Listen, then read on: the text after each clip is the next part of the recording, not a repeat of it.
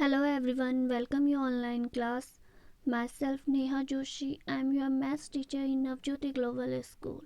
Hope you all are fit and fine at home. तो बच्चों आज मैं आपको क्लास 6 की मैथ्स का चैप्टर नंबर 5 पढ़ाने जा रही हूँ, जिस चैप्टर का नाम है हमारा अंडरस्टैंडिंग एलिमेंट्री शेप्स, प्रारंभिक आकारों को समझना। तो हम इसमें डिफरेंट टाइप्स के शेप्स के बारे में जानेंगे। तो अब हम इसके आते हैं फर्स्ट एक्सरसाइज पे 5.1, जिसका हमारा फर्स्ट क्वेश्चन है what is the disadvantage in comparing line segment by mere observation. रेखाखंड की तुलना केवल देख के करने से क्या हानि है। अगर हम किसी लाइन सेगमेंट को सिर्फ देख के कहें कि ये 5 सेंटीमीटर है, 10 सेंटीमीटर है, तो ये बहुत बड़ी डिसएडवांटेज है, क्योंकि इससे हमें गलत इन्फॉर्मेशन मिलेगी। बाई चांस किसी चीज़ को किसी लाइन को आपने देख के कहा कि 5 सेंटीमीटर, और जब उसे आपने एक्चुअल में स्केल से मेजरमेंट लिया या उसका मेजरिंग करा तो वो निकला 8 सेंटीमीटर। तो कितना फ़र्क आ गया इसमें बहुत फ़र्क आ गया। तो ये क्या होता है, डिस्टॉर्शन ऑफ इंफॉर्मेशन, या फिर आप कह सकते हो सूचना की हानि होना। नेक्स्ट क्वेश्चन है why is it better to use a divider than a ruler while measuring the length of a line segment। रेखाखंड को स्केल के बजाय डिवाइडर से मेजरमेंट करना क्यों बेटर है। क्योंकि देखो स्केल क्या होती है, मोटी, तो स्केल से मेजरमेंट लेने में दिक्कत आती है, जबकि डिवाइडर्स के क्या होते हैं, 2 पतले नुकीले नोक होते हैं, तो जिससे मेजरमेंट लेना इजी रहता है। नेक्स्ट है draw a line segment A B. एक लाइन सेगमेंट खींचो A B, take any point C, और इसके बीच में कहीं पे सी ले लो, बिटवीन ए बी के बीच में। Measure the length A B and B C. उसके बाद ए बी और बी सी की लेंथ मेजरमेंट करो और बताओ क्या A B A C plus B C होता है। तो देखो ये ए बी लाइन खींची मैंने, कोई भी एक पॉइंट सी ले लिया।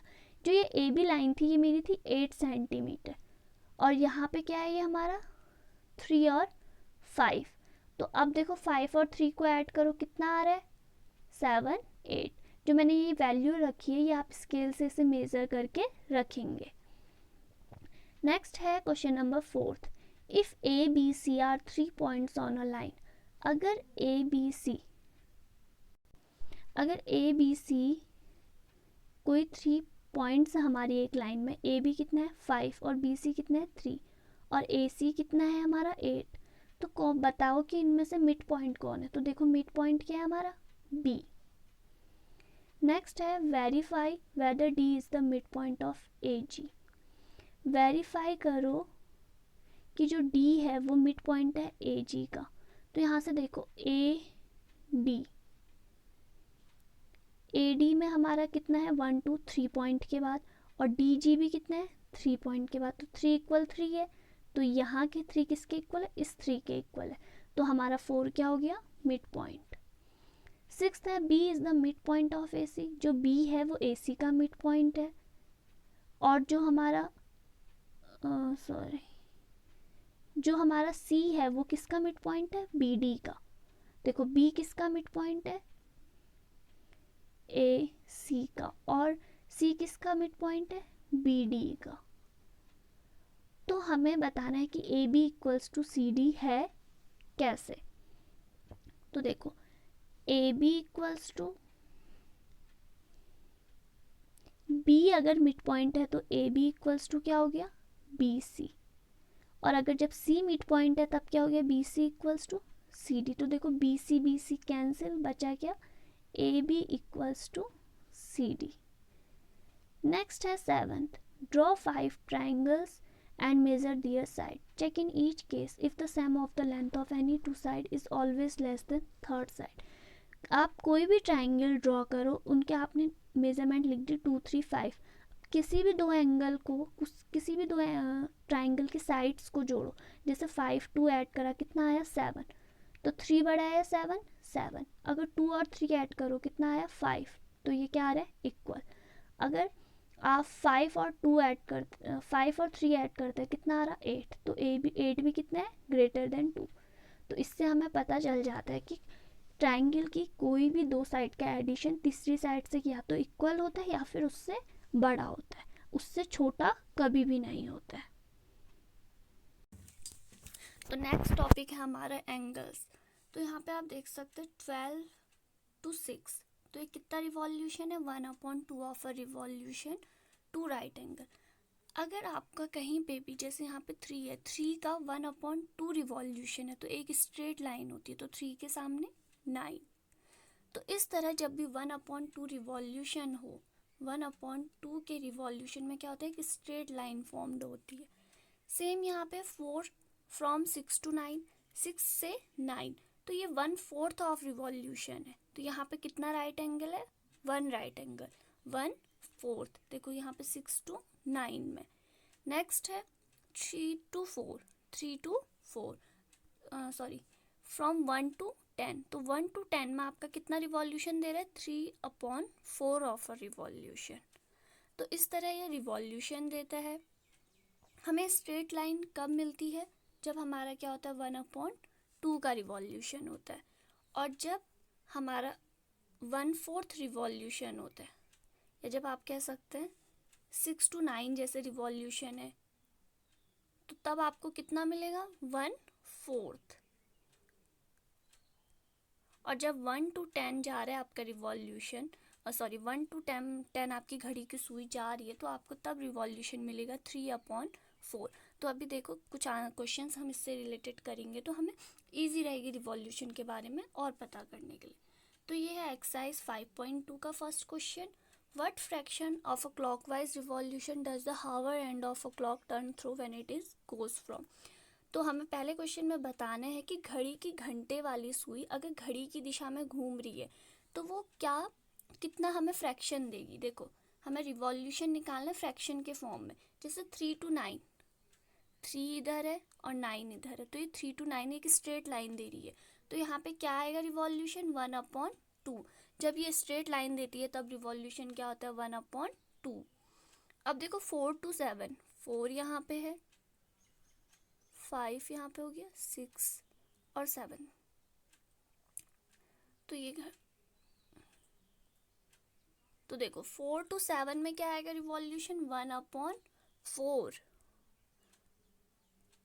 नेक्स्ट है 7 to 10, तो 7 to 10 भी जब आप देखेंगे 7 to 10, तो ये भी इस तरह का बन रहा है। देखो एक पूरा राइट एंगल बन रहा है। जब भी हमारा राइट एंगल बन रहा है तो हम उसे क्या करेंगे, 1/4 रिवॉल्यूशन। नेक्स्ट है 12 to 9, तो 12 to 9, 12 यहाँ है, 9 यहाँ है, तो ये देखो 12 to 9 क्या आएगा हमारा इसका, 3/4। 12 to 9 हमारे किस हिसाब से बन रहे हैं, 3/4। नेक्स्ट 1 to 10, ये भी आपका 3/4। नेक्स्ट क्वेश्चन है where will the hand of clock stop if it. घड़ी की सुई कहाँ पे रुकेगी अगर वो स्टार्ट करती है, start at 12 and makes 1/2 of a revolution clockwise. अगर वो 12 से स्टार्ट कर रही है और 1/2 रिवॉल्यूशन ले रही है, तो कहाँ पे रुकेगी, हमें पता है 12 से रुकेगी तो स्ट्रेट लाइन पे करती है, 1/2 में तो कितना आएगा, 6। नेक्स्ट है start at 2 and make 1/2 of revolution clockwise, तो कितना आएगा, 8, तो 2 का स्ट्रेट 8। अब start 5 and make 1/4 of a revolution. अब वो कहाँ से स्टार्ट कर रही है, 5 से, और कितना घूम रही है, 1/4। तो जब भी 1/4 कर की बात करेंगे तो हम 5 से है तो 1/4 कर रही है, तो कहाँ पे आएगा, 8 पे। Start at 5 and make 3/4 of a revolution. फिर से स्टार्ट 5 से, अब कितना बना रही है वो, 3/4 ऑफ रिवॉल्यूशन, तो ये आएगा हमारा 2। नेक्स्ट है which direction will you face if you start facing.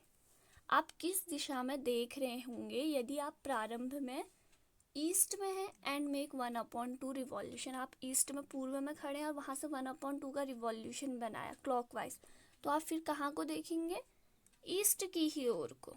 East से 1/2 आके ईस्ट। नेक्स्ट ईस्ट से and make 1/2 of revolution clockwise, तो इसका आंसर भी ईस्ट है। नेक्स्ट है आपका वेस्ट एंड मेक 3/4, तो वेस्ट से वेस्ट और लास्ट था south. What part of the revolution have turned through you if you standing face? अगर आप ईस्ट को हैं और टर्न क्लॉकवाइज कर रहे हैं टू फेस नॉर्थ, अगर आप ईस्ट में हैं, ईस्ट की ओर आपने फेस कर रखा है और घड़ी की दिशा में आप कहाँ को घूम रहे हो, नॉर्थ को, उत्तर को, तो आप कितना रिवॉल्यूशन लेंगे? तो देखो आपको यहाँ पे दिखाया गया है east, south, north, west, east, west या नॉर्थ, साउथ ऐसे पढ़ सकते हैं।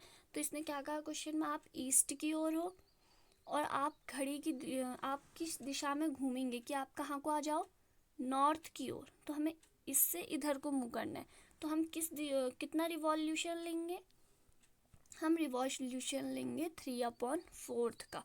तब हम ईस्ट में खड़े हैं तो हमारा फेस कहाँ को आएगा, नॉर्थ की ओर। अगर हम साउथ में हैं और हमें ईस्ट की ओर मूव करना है तो तब हम कितना रिवॉल्यूशन लेंगे, तो तब भी हम कितना लेंगे, 3/4। वेस्ट, हम कहाँ खड़े हैं, वेस्ट में, and turn clockwise to face east. ये देखो ये ईस्ट है और ये वेस्ट है, हम वेस्ट में हैं, हम ईस्ट को देखने, तो हमें कितना रिवॉल्यूशन लेना पड़ेगा, 1/2। ये बहुत ईजी है, बस आपको स्टार्टिंग के जो मैंने 3 डायग्राम दिखाए थे आपको, 1/2, 1/4 और 3/4 रिवॉल्यूशन, वो आपको ध्यान से समझ में आना चाहिए, तो वहाँ से आप इजीली इन सबको बना लेंगे।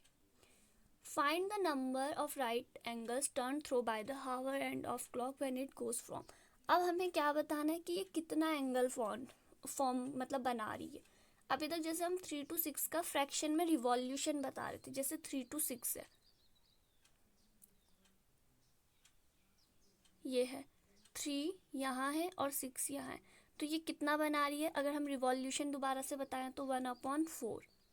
तो अब हमें 1/4 नहीं, अब हमें बताना है कि ये कितना राइट एंगल बना रही है।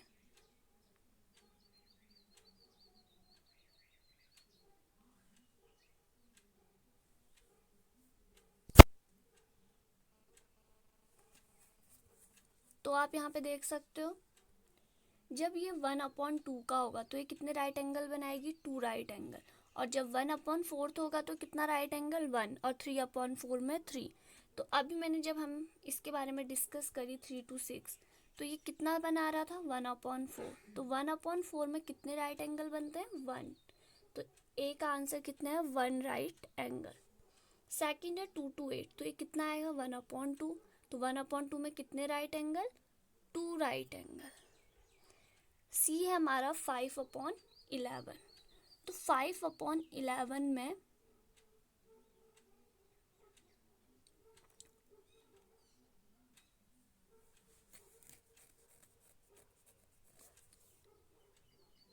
तो अब देखो 5/11, तो आप इसे 5 में करो, 6, 7, 8, 9, 10, 11, तो यहाँ देखो सीधे जा रहा, तो ये भी कितना बना रहा है हमारा, 2 राइट एंगल। तो इसी तरह आप 10 to 1, 12 to 9 और 12 to 6 में बताएंगे कि कितना राइट एंगल बना रहे हैं। क्वेश्चन नंबर 6 है, how many right angles do you make if you start facing. आप कितना राइट एंगल बनाएंगे। अब यहाँ पे भी हमें राइट एंगल बताना है। अगर साउथ की ओर है and turn clockwise to west, south की ओर देख रहे हैं और घड़ी की दिशा में हम पश्चिम को घूम जाएं, वेस्ट को घूम जाएं, तो कितना राइट एंगल बनेगा, 1 राइट एंगल। क्योंकि साउथ से अगर हम पश्चिम जाएंगे तो कितना रिवॉल्यूशन बनेगा, 1/4। इसी तरह north and turn anti clockwise, हम नॉर्थ की ओर देख रहे हैं और वहाँ से एंटी क्लॉकवाइज घड़ी की विपरीत दिशा में अगर हम घूम जाएं ईस्ट की ओर, तब कितना फ्रैक्शन बनेगा, रिवॉल्यूशन पहले 3/4। तो यहाँ से हम बता सकते हैं कितना एंगल बनेगा, 3 राइट एंगल। वेस्ट को हो और हमें टर्न करना है कहाँ, west and turn to west. देखो वेस्ट में ही है और घूम के कहाँ आना है, वेस्ट में ही, तो कितना बनेगा, इसको आप सोचना इसमें यहाँ पे क्या आंसर आएगा। South and turn to north, हम साउथ को हैं और हमें नॉर्थ को घूमना है, तो कितना रिवॉल्यूशन बनेगा 1/2, तो 2 राइट एंगल। नेक्स्ट है question number 7, where will the hour hand of a clock stop if it start. A है 6 and turn through 1 right angle. वो 6 से स्टार्ट कर रही है और 1 राइट एंगल घूम रही है, तो वो कहाँ पे मिलेगी? 1 राइट एंगल किस में घूमती है? हमारा 1/4 में, तो कहाँ पे मिलेगी हमें? 9 में। या आप कहीं आपको अगर 1/4 के लिए निकालना हो तो 1/4 के लिए क्या करते, देखो जो नंबर है उससे 2 आगे और बढ़ जाते हैं। देखो 7, 8, 9। 1/4 अगर किसी नंबर का निकालना है तो आप क्या करोगे, 6 के बाद 2 नंबर को छोड़ के जो तीसरा नंबर आएगा उसे ही लेंगे। जैसे अभी हमने 6 के लिए 1 राइट एंगल किस में होता है? 1/4 में। 2 राइट एंगल किस में होता है? 1/2 में। और 3 राइट एंगल होता है 3/4 में। तो अभी हमें 6 का 1/4 निकालना है, तो 6 का 1/4 निकालेंगे तो क्या है? 7, 8, 9 आ गया। अगर मैं कहूँ आपसे 8 का 1/4 निकालो तो क्या करोगे? 9, 10, 11। तो 1/4 ईजी है। और अगर आपको 1/2 निकालना है तो आपको क्या पता है कि स्ट्रेट लाइन, जैसे 12 है, 12 की स्ट्रेट लाइन खींचो, कौन से नंबर पे आ रही है वो नंबर लिख दीजिए। बस घड़ी की सुई की तरह यहाँ पे आपको नंबर डिनोट करना है। नेक्स्ट है from 8 turns through 2 right angle. 2 right angle किस में घूमती है? 1/2। तो 8 से 2 में मतलब डायरेक्ट लाइन, एक स्ट्रेट लाइन, तो कितना आएगा आंसर? 2। फ्रॉम 10 से स्टार्ट करी and throw 3 right angle.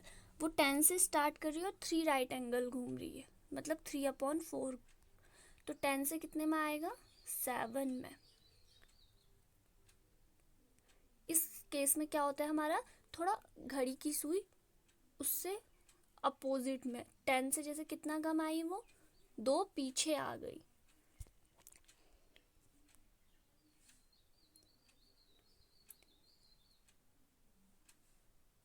Next है from 7 and turn through 2 straight angle. 7 में है और 2 स्ट्रेट एंगल घूम रही है। 2 स्ट्रेट एंगल घूम रही है। यहाँ पे क्या लिखा है? स्ट्रेट, मतलब 7 से 7 में ही आएगी। अगर हम कहते हैं राइट घूम रही है तो 7 से कहाँ जाती वो? देखो यहाँ पे 12, यहाँ पे 6।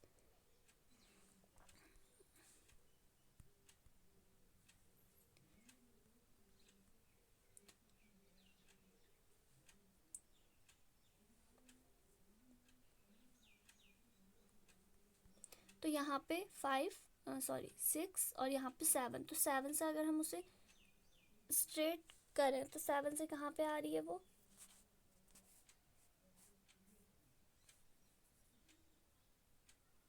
1 पे। 7 से कहाँ जा रही है वो? 1 पे। तो 7 से 1 पर ये क्या कह रहा है? 2 स्ट्रेट एंगल, मतलब एक तो घूमी उसके बाद वो दोबारा कर रही है, तो वो वापस से स्ट्रेट एंगल में कितना आ गई? 7 में। नेक्स्ट टॉपिक है हमारा angles acute, obtuse and reflex. अब हम पढ़ेंगे ये एक्यूट, ऑब्ट्यूस और रिफ्लेक्स एंगल क्या होते हैं।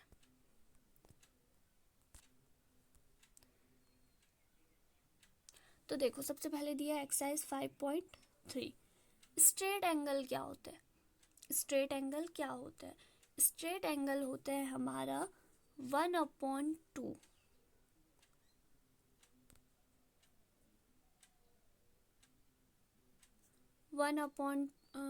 हाफ ऑफ अ रिवॉल्यूशन, या आप इसे कहते हैं 1/2 ऑफ अ रिवॉल्यूशन।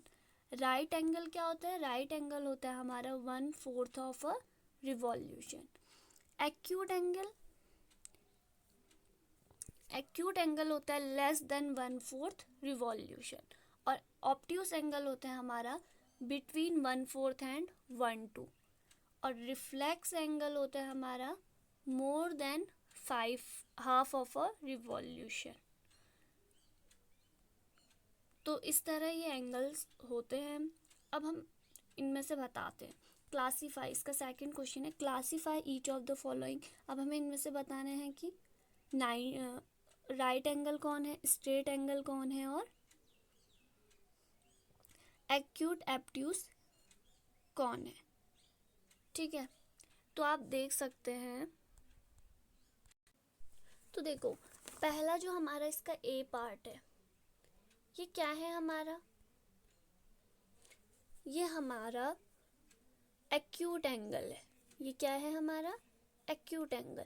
अब मैंने इसे एक्यूट क्यों कहा, क्योंकि ये क्या है 1/2 जो हमारा रिवॉल्यूशन है उससे क्या है कम है, जो 1/2 रिवॉल्यूशन होता है उससे हमारा कम है। तो ये हमारा पहला क्या है एक्यूट। दूसरा है हमारा ऑब्ट्यूस। अब ये ऑब्ट्यूस किस लिए है, ऑब्ट्यूस ये इसलिए है क्योंकि ये 1/4 और 1/2 के बीच में है, तो ये क्या है हमारा ऑब्ट्यूस। नेक्स्ट है हमारा सी। देखो सी को अगर आप थोड़ा तिरछा कर लो, सी को अगर आप इस तरह देखो तो ये क्या बन रहा है, एक right angle, right angle triangle. Right angle triangle ऐसे होता है जिसकी लाइन दोनों क्या है स्ट्रेट। देखो ये स्ट्रेट लाइन है, तो इसी तरह यहाँ पे भी आप देख सकते हो ये स्ट्रेट जा रही है लाइन, तो ये क्या है हमारा राइट एंगल ट्राइंगल। डी देखो,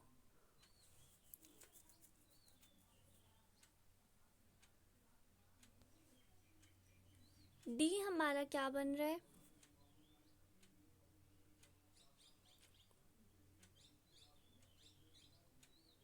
अगर डी को आप इस तरह देखें, देखो अगर आप डी को थोड़ा रोटेट करके आप इसे अच्छे ढंग से इस तरह ड्रॉ करें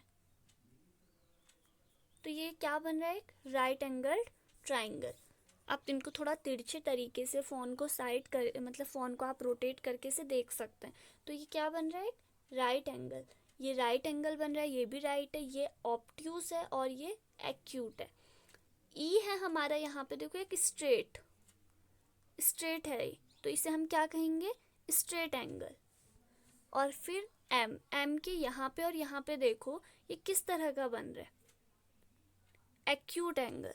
देखो एक्यूट एंगल को अगर हम सिंपल बोलें तो सबसे छोटा कोण, न्यून कोण कहते हैं। तो इसके नाम में ही न्यून लिखा है, तो मतलब जो छोटा एंगल होगा वो हमारा क्या होगा एक्यूट। और जैसे ये ऑब्ट्यूस, ऑब्ट्यूस देखो एक्यूट से और ऑब्ट्यूस की अगर कंपेयरिंग करो, एक्यूट छोटा है ऑब्ट्यूस बड़ा है, तो ऑब्ट्यूस को हम क्या कहते हैं अधिक कोण।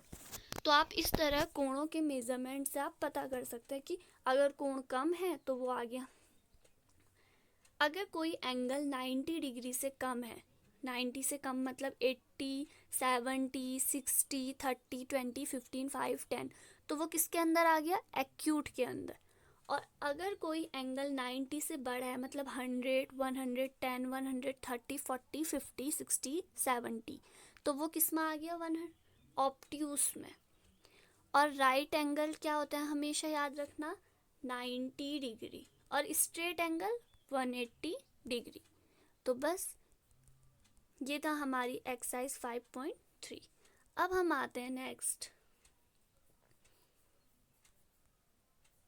देखो अब जो नेक्स्ट एक्सरसाइज आपको यहाँ पे प्रोटेक्टर दिखाया गया है, देख सकते हैं आप प्रोटेक्टर से कैसे मेजरिंग लेते हैं, इस तरह का होता है। आप प्रोटेक्टर ध्यान से देख सकते हैं, इसके अंदर अंदर अलग वैल्यू और बाहर अलग वैल्यू। अब देखो आपको एंगल ABC मेजर करना है, तो एंगल ABC जो इधर के एंगल होते हैं, तो यहाँ पे जैसे 140 और 40 आ रहा, तो हम इसका क्या मेजरमेंट लेंगे 40 वाला लेंगे अंदर की ओर के लिए।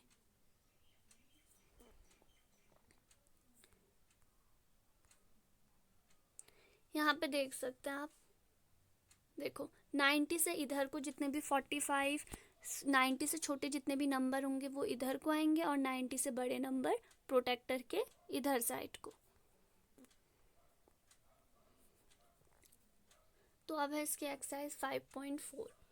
What is the measure of a right angle. एक राइट एंगल का मेजरमेंट कितना होता है, कितना होता है अभी बताया था 90 डिग्री, और स्ट्रेट एंगल का 180 डिग्री। नेक्स्ट है say true and false. The measure of an acute angle is less than 90. True. The measure of obtuse angle is less than 90. No. Greater than 90. The measure of reflex angle is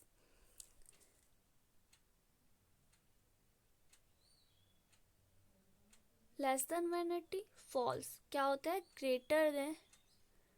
greater than 180 होता है। The measure of one complete revolution is 360, true. एक complete revolution कितना होता है? 360। और next है, यदि M A equals to 53 and M B equals to 35, then M A is greater than M B.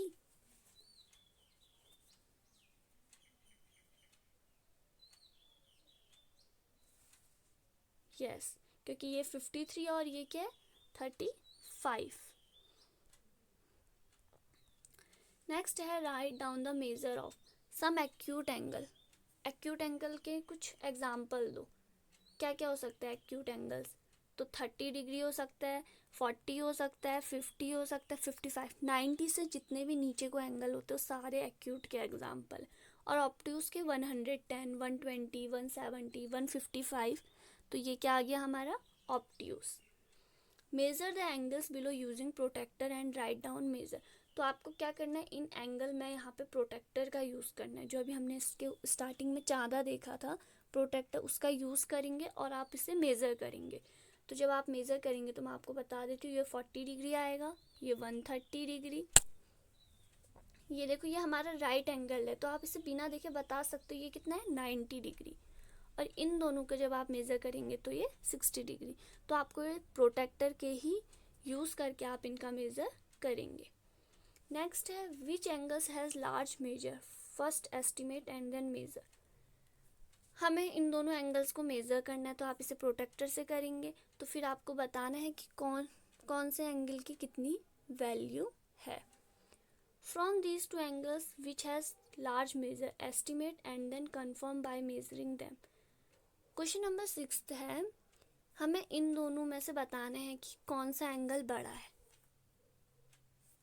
तो आप इसके लिए भी प्रोटेक्टर का यूज़ करके इसे मेजर करेंगे कि कौन सा एंगल बड़ा है। नेक्स्ट है फिलअप। इसके हमें इनमें फिलअप में भरना है, कहाँ पे एक्यूट आएगा, कहाँ पे ऑब्ट्यूस है, कहाँ पे राइट है और कहाँ पे स्ट्रेट है। An angle whose measure is less than the right angle is called acute. कोई एंगल अगर 90 डिग्री से कम होगा तो उसे हम क्या कहते हैं? Acute. The angle whose measure is greater than right angle is called obtuse. C में आएगा, an angle whose measure is the sum of measure to right angle, straight angle. अगर दो राइट एंगल मतलब 90 + 90 करेंगे तो कितना आता है? 180। When the sum of measure two angles is the right angle, then each of them is right angle.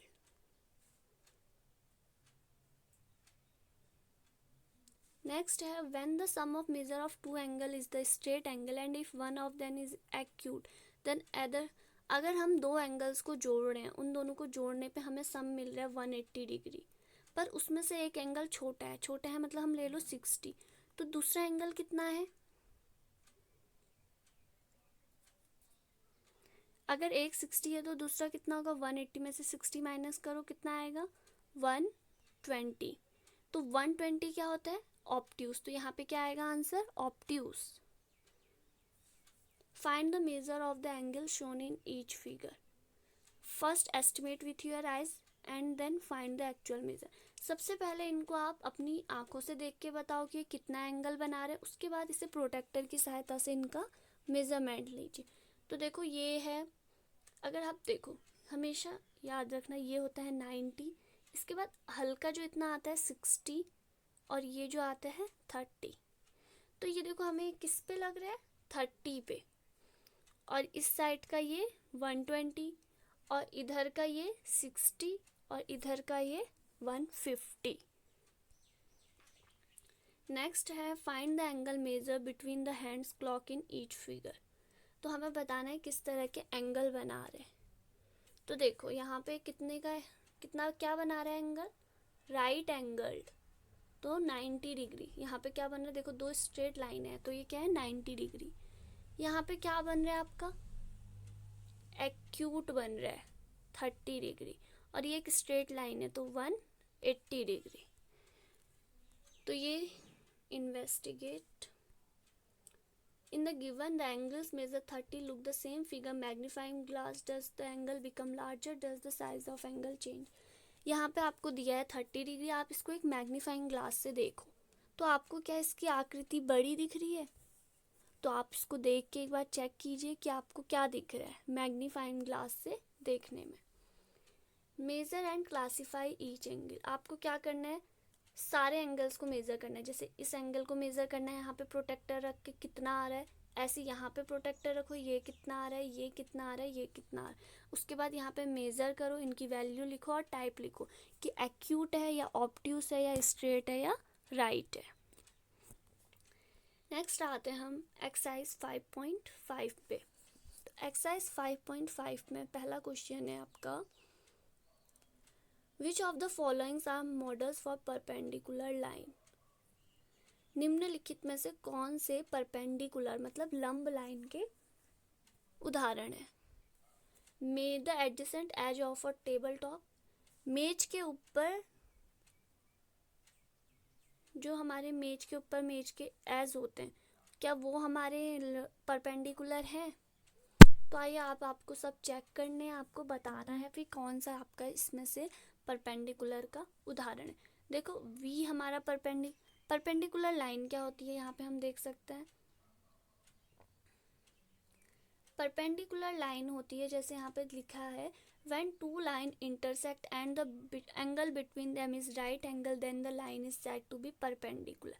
जब दो लाइनें एक जगह पे मिलती है और उनके बीच अगर 90 डिग्री का एंगल बनता है तो वो लाइन हमारी क्या कहलाती है? जो राइट एंगल जो हमारी 90 डिग्री वाली एंगल होता है वो हमारा क्या कहलाता है? परपेंडिकुलर. जैसे कि मैं कह सकती हूँ, यहाँ पे देखो एक स्ट्रेट लाइन खींची, एक ऊपर से लाइन खींची, ये ए बी है और ये सी डी है. तो देखो यहाँ पे ये कितना बना रहा है? 90 डिग्री. तो मैं क्या कहूँगी? सी डी परपेंडिकुलर का ऐसे डिनोट करते हैं परपेंडिकुलर को, C D perpendicular A B. जो सी डी है वो किस में परपेंडिकुलर है? ए बी पे.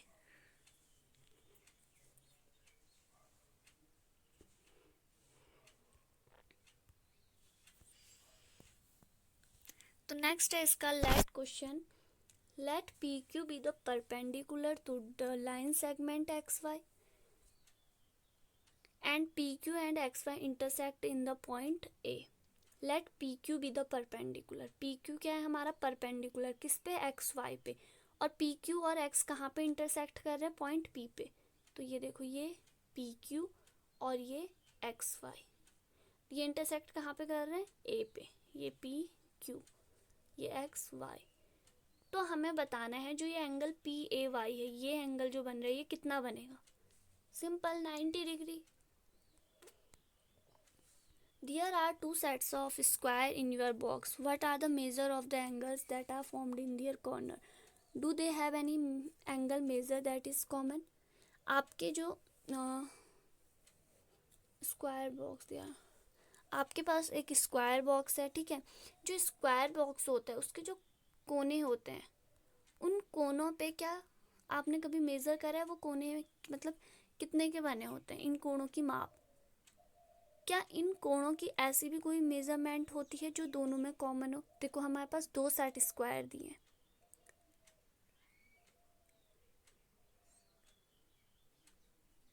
हमारे जो ज्योमेट्री बॉक्स होता है उसमें क्या होता है? दो सेट स्क्वायर होते हैं, ठीक है. तो उन सेट स्क्वायर, आपने सेट स्क्वायर देखे होंगे. सेट स्क्वायर होते हैं हमारे ऐसा, एक ऐसा सेट स्क्वायर होता है, एक इस तरीके का होता है. दोनों अलग अलग होते हैं. तो उन दोनों को आप मेजरमेंट कीजिए और बताइए कि उनका मेजरमेंट क्या है. तो जैसे एक सेट स्क्वायर होता है हमारा 45, 90 और 45 का, 45, 90 और 45 का. और दूसरा होता है 60, 30 और 90. तो दोनों में क्या कॉमन होता है? 90 डिग्री. अपना ज्योमेट्री बॉक्स खोलना, उसमें आपको एक तो मिलेगा स्केल, प्रोटेक्टर, डिवाइडर. उसके अलावा आपको दो उसमें सेट स्क्वायर होते हैं जो आपके इस तरह के होंगे, ट्रायंगल के शेप के होंगे. उन्हीं को हम क्या कहते हैं? Set square. नेक्स्ट है question number 4. Study the diagram. The line L is perpendicular to line M. जो ये एल लाइन है एम पे क्या है, परपेंडिकुलर है। इस सी इक्वल्स टू ई जी, तो हमें बताना है सी ई जी के इक्वल है। तो हम ध्यान से देखो, C D equals to E F, sorry C E equals to E ji.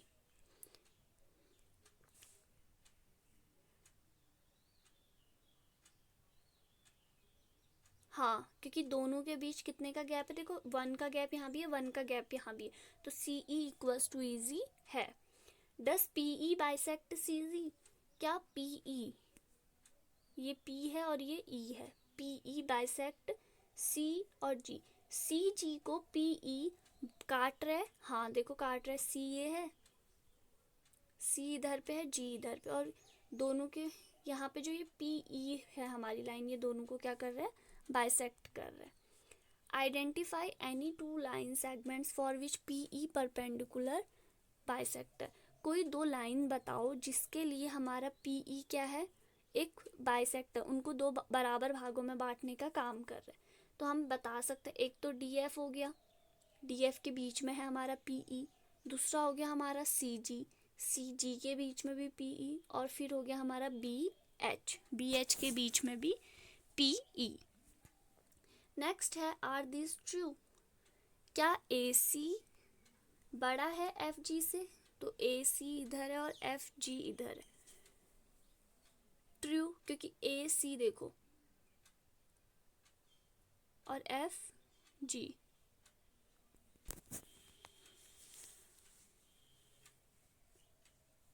Next है C D equals to G H, C D equals to G H, ये भी ट्रू है। यहाँ देखो सी डी भी बराबर है, इनके बीच भी बराबर का गैप, और यहाँ इनके बीच भी। B C is greater than E H, B C is greater than E H, sorry B C is less than E H. हाँ, क्योंकि ई एच के बीच में हमारे 2 यूनिट ज़्यादा गैप, और यहाँ कोई गैप नहीं, तो ये तीनों इसके क्या हैं, राइट। नेक्स्ट आते हैं हम इसके एक्सरसाइज 5.6 पे। तो 5.6 में आपको बताना है, name the types of following triangles. हमें ट्राइंगल्स के टाइप बताने हैं। तो पहला है triangles with length of sides 7 centimetre, 8 centimetre, 9 centimetre. तो ट्राइंगल्स के टाइप्स क्या क्या होते हैं? ट्राइंगल्स के टाइप यहाँ पे आप देख सकते हो क्या क्या होते हैं, एक्यूट एंगल, राइट एंगल और ऑब्ट्यूस एंगल ट्राइंगल।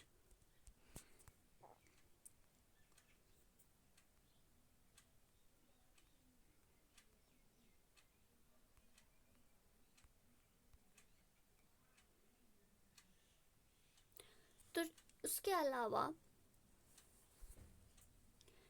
जब हम कोई ये ट्राइंगल है, अगर ट्राइंगल की साइड, तीनों साइड इक्वल होती हैं, तो हम इसे कहते हैं इक्विलेटरल ट्राइंगल, इक्विलेटरल ट्राइंगल, समबाहु त्रिभुज।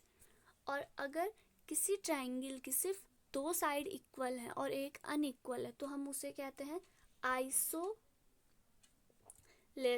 ट्राइंगल, समद्विबाहु त्रिभुज।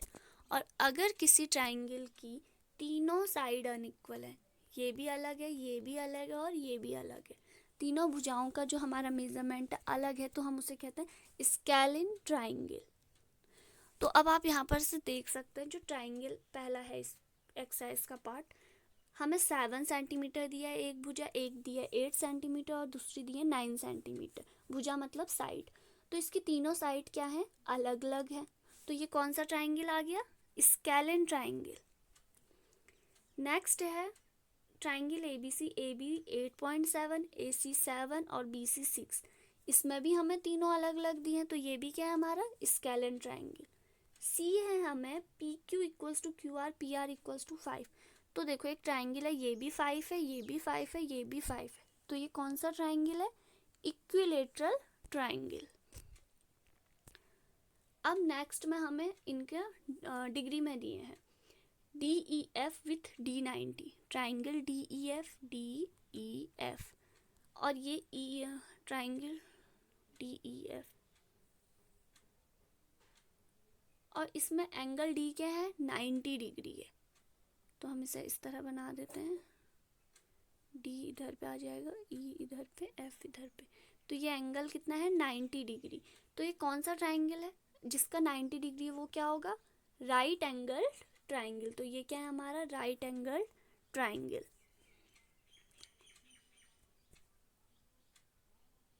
अब हम आते हैं इसके मैच द फॉलोइंग। अब देखो मैच द फॉलोइंग में हमें क्या दिया है, 3 साइड्स ऑफ इक्वल लेंथ।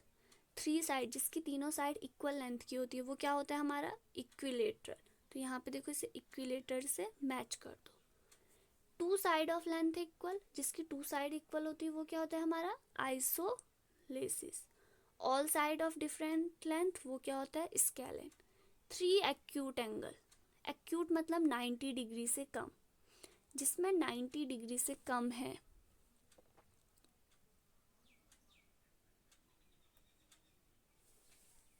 वो क्या होंगे हमारे, एक्यूट एंगल ट्राइंगल। तो इसका क्या आ गया हमारा, F acute angle. 1 right angle triangle right angle के अंदर आएगा। 1 ऑब्ट्यूस एंगल ट्राइंगल किसके अंदर आएगा, ऑब्ट्यूस के अंदर। और लास्ट है 1 right angle with 2 sides of equal length. अगर हमारे पास एक राइट एंगल और उसकी दोनों साइड बराबर है तो वो क्या कहलाएगा, आइसोलेसिस राइट ट्राइंगल। तो वो क्या कहलाएगा हमारा, आइसोलेसिस राइट ट्राइंगल। तो ये था हमारा इसका सेकंड।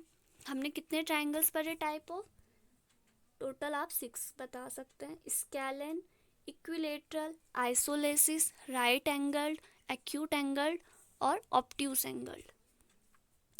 नेक्स्ट है थर्ड,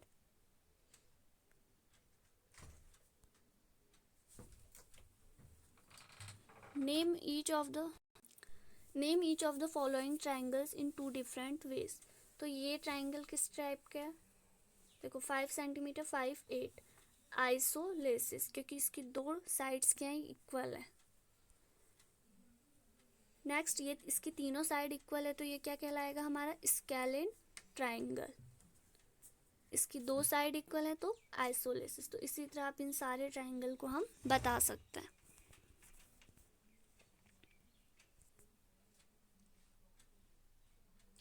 यहाँ पे आपको मैचिस्टिक की सहायता से, माचिस की तिल्लियों की सहायता से ट्राइंगल बनाना है। तो ये आप इजीली घर पे कर सकते हैं।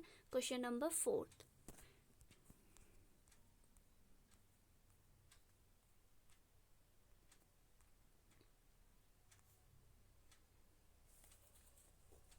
अब है हमारा एक्सरसाइज 5.7 से ट्रू एंड फॉल्स। तो पहला पार्ट है इसका, each angles of right angles is right angle. Each angle of a rectangle, आयत के प्रत्येक कोण समकोण होते हैं, ट्रू। जो हमारा रेक्टेंगल होता है उसके सारे एंगल हमारे क्या होते हैं, 90 डिग्री होते हैं। The opposite sides of rectangle are equal in length, true. The diagonals of square perpendicular to one other, जो स्क्वायर के विकर्ण होते हैं वो एक दूसरे पे क्या होते हैं, परपेंडिकुलर, मतलब 90 डिग्री बनाते हैं, true. All the side of rhombus are equal length, rhombus की क्या सभी साइडें इक्वल होती हैं, नहीं, रोम्बस के ओनली 2 साइड्स इक्वल होती हैं। All the side of parallelogram are equal length, parallelogram की सभी साइडें इक्वल होती हैं, नहीं, false. The opposite side of trapezium are parallel, जो ट्रेपेजियम होता है उसकी अपोजिट साइड्स पैरेलल होती हैं, नहीं होती हैं, ये भी क्या है हमारा, फॉल्स। नेक्स्ट है, give reason of the following. A square can be thought of a special rectangle, वर्ग को हम एक विशेष प्रकार का आयत समझ सकते हैं। Rectangle can be thought as a special parallelogram, क्या हम रेक्टेंगल को, आयत को किसी प्रकार का पैरेललोग्राम समझ सकते हैं। तो इन सब चीज़ों के लिए हमें एक एक स्टेटमेंट देने हैं। नेक्स्ट क्वेश्चन है आपका, a figure is said to be regular if its sides are equal in length and angles are equal in measure. Can you identify the regular quadrilateral? एक हमारे पास वो है, क्या कहते हैं, बहुभुज है, ठीक है, उसकी सभी भुजाएं बराबर हैं और सभी कोण बराबर है। तो क्या हम उसे, आप कौन सा रेगुलर, कैन यू आइडेंटिफाई, क्या आप उसे रेगुलर क्वाड्रिलेटर कह सकते हो। हाँ, हम कह सकते हैं अगर कोई हमारे पास बहुभुज है या आप कह सकते हो समचतुर्भुज है, उसकी सारी साइडें इक्वल हैं और एंगल्स भी इक्वल हैं, तो हम उसे क्या कह सकते हैं, एक रेगुलर क्वाड्रिलेटर कह सकते हैं। नेक्स्ट है पॉलीगन्स टॉपिक। आप यहाँ पे देख सकते हैं ट्रायंगल कैसा होता है, क्वाड्रिलेटर जिसके 4 साइड्स होते हैं, pentagon 5 sides, hexagon 6 side, octagon 8 side. तो इस तरीके से आपको पता होना चाहिए ट्रायंगल की 3 साइड होती है, हेक्सागन में 6, पेंटागन में 5। तो ये जो टेबल थी आपको याद होनी चाहिए। एग्जामिन कुछ एक्सरसाइज 5.8 का फर्स्ट क्वेश्चन है, examine whether the followings are polygons if any one among them is not, say why. इनमें से कोई पॉलीगन है, अगर कोई पॉलीगन नहीं है तो बताइए कि क्यों नहीं है।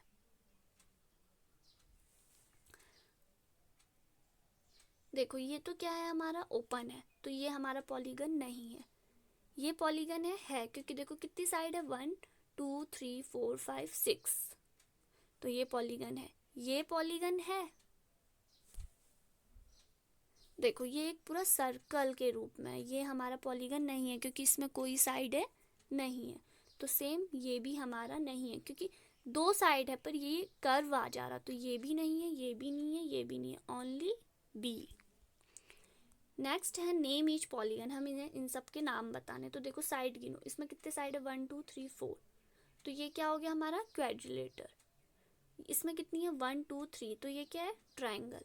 1 2 3 4 5, पेंटागन 1 2 3 4 5 6 7 8, ऑक्टागन।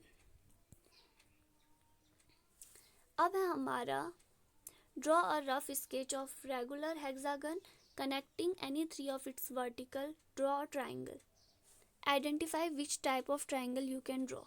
हमें क्या बनाना है, सबसे पहले हेक्सागन, तो 1 2 3 5 6, तो ये एक वेट अ मिनट, 1 2 3 4 5 6, तो ये आपका कुछ इस तरह का बनेगा।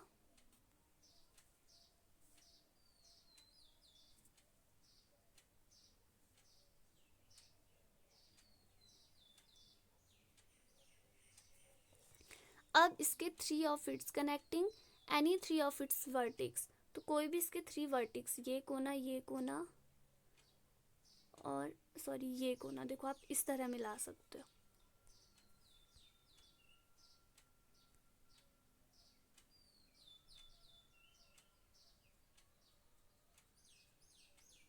तो आप इसके कोई भी 3 कोने को इस तरह मिला सकते हैं। तो फिर हमें उसके बाद देखना है कि वो किस टाइप का हमारा ट्रायंगल बन रहा है। तो आप इसे अच्छे से पेंसिल और स्केल की सहायता से बनाइए तो आपको पता चल जाएगा। ऐसे ही हमें draw rough sketch of octagon बनाना है, तो आप इसे भी बना सकते हैं। यहाँ पे दिखाया है आपको ऑक्टागन, इससे पहले मैंने आपसे बोला था ये क्या है हमारा ऑक्टागन। ऑक्टागन की 8 साइड होंगी। नेक्स्ट है हमारा 3 डायमेंशनल शेप। देखो 3 डायमेंशनल हमारे क्या क्या होते हैं, 3 डायमेंशनल जैसे यहाँ पे दिखाया आपको क्यूब, ठीक है। इसमें क्या क्या होता है 3 डायमेंशनल, फेस, एज और वर्टिक्स। फेस क्या होता है, सतह, एज क्या होता है इसका किनारा, और वर्टिक्स क्या होते हैं जो पॉइंट हैं। देखो आप इस डायग्राम से देख सकते हैं कि हम किसी चीज़ में फेस किसे कहेंगे, एज किसे कहेंगे और वर्टिक्स किसे कहेंगे। जैसे हमें एक बॉक्स दिया है तो बॉक्स, आप एक बॉक्स लीजिए, उसका आप बताइए कि फेस क्या है, एज क्या है और वर्टेक्स क्या है।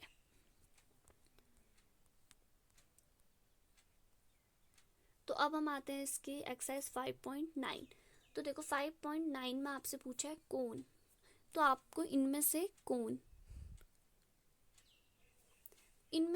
कौन सा है, कोन होता कैसे, 3 साइड्स और एक नीचे से गोला, तो ये देखो ये क्या है हमारा कोन। स्फीयर, नेक्स्ट सिलेंडर इस तरह का होता है, तो ये यहाँ पे है 4th। क्यूबॉइड रेक्टेंगल से बनता है। देखो क्यूबॉइड कैसे बनाते हैं हम, एक रेक्टेंगल बनाएंगे, फिर इस तरह से, ये देखो। तो क्यूबॉइड कहाँ पे है? यहाँ पे। लास्ट है पिरामिड। तो पिरामिड जैसा आपको कौन दिख रहा है? यहाँ पे ये है हमारा पिरामिड। नेक्स्ट है व्हाट अ शेप इज। हमें बताना है कि हमारा जो इंस्ट्रूमेंट बॉक्स है, ठीक है, हमारा ज्यामिति बॉक्स है, उसका शेप कैसा है। और एक ब्रिक का शेप कैसा होता है, एक मैच बॉक्स का शेप कैसा होता है, एक रोलर का शेप कैसा होता है, और स्वीट लड्डू। तो हमें या तो आपका इसका शेप देखो, स्वीट लड्डू, लड्डू क्या होता है हमारा? गोल। मीठा लड्डू तो वो क्या कहेंगे हम इसे? स्पेयर। हम सर्कल नहीं कहेंगे इसे, हम क्या कहेंगे? स्पेयर। रोड रोलर कैसा होता है? सर्कल होता नहीं है। देखो रोड रोलर किस तरह का होता है? इस तरीके का होता है। तो हम रोड रोलर क्या हुआ? एक टाइप का सिलेंडर। इंस्ट्रूमेंट बॉक्स, आपने अपना औजार बॉक्स देखा होगा जिसमें आप पेंसिल ये सब चीजें रखते हो, तो वो किस तरीके का आता है? क्यूबॉइड के शेप का आता है। किस तरीके के शेप का आता है? क्यूबॉइड के। तो यहाँ पे आप देख सकते हैं, यहाँ पे एग्जाम्पल दिए हैं। बॉल को हम स्पेयर कहेंगे, आइसक्रीम को कोन, आइसक्रीम जैसे एग्जाम्पल, और सिलेंडर इस तरह के, क्यूब इस तरह। क्यूब का हमारी सभी साइडें क्या होती है? इक्वल। और द बॉक्स इज क्यूबॉइड और पिरामिड। तो आप इससे पता कर सकते हैं कि हम किसको क्या कहेंगे। तो जो हमारा ब्रिक है, ब्रिक किसके अंदर आया?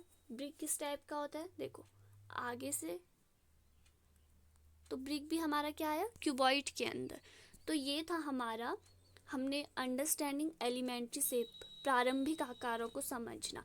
इसके अंदर हमने क्या क्या सीखा कि ट्राइंगल्स कितने टाइप के होते हैं, एंगल कितने टाइप के होते हैं, रिवॉल्यूशन क्या होता है, और इसके अलावा हमने ये भी सीखा इसमें क्यूबॉइड, इसके अलावा इन सब चीज़ों के बारे में हमने इस चैप्टर के अंदर पढ़ा।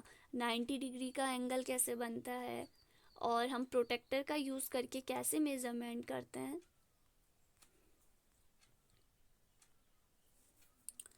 तो इन सब चीज़ों के बारे में हमने पढ़ा।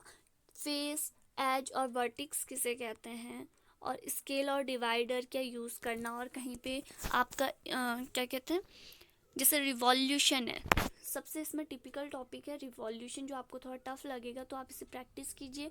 1/2 रिवॉल्यूशन, 1/4, 3/4, इनमें किस में कितना एंगल बनता है। तो ये था हमारा मैथ्स का चैप्टर नंबर 5, जिसमें हमने प्रारंभिक आकारों के बारे में पढ़ा।